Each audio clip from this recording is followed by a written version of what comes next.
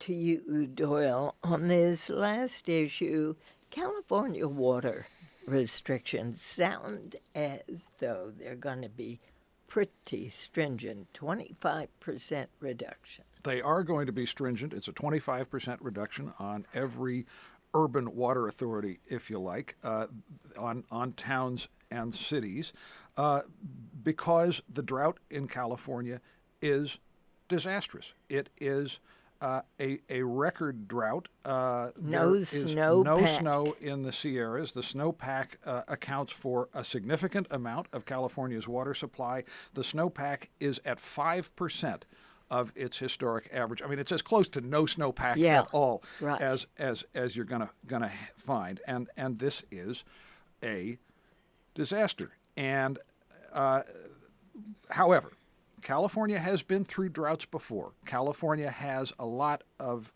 experience with this in as early as the late 70s, which was the first time most Californians currently had any experience with this. People found that there are easy ways to reduce your consumption. So I'm just going to give you one quite striking number. In San Francisco, the per capita consumption of water is about 100 gallons per person per day. That's for everything. That's for industrial use, for personal use, for lawns, for golf courses, for everything. 100 gallons a day per person in San Francisco sounds like a lot. In Palm Springs, out in the desert with all of those beautiful golf courses where President Obama likes to play golf, 700 gallons a day. Whoa.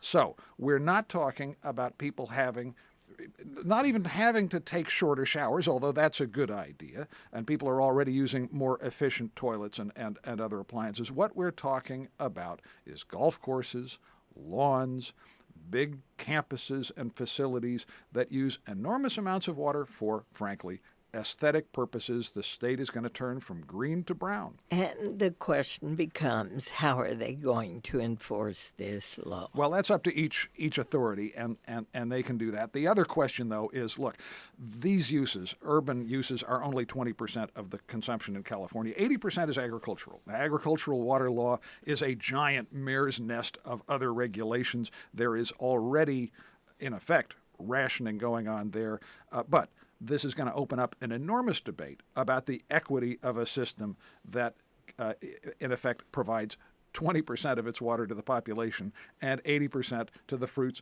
and vegetables and nuts.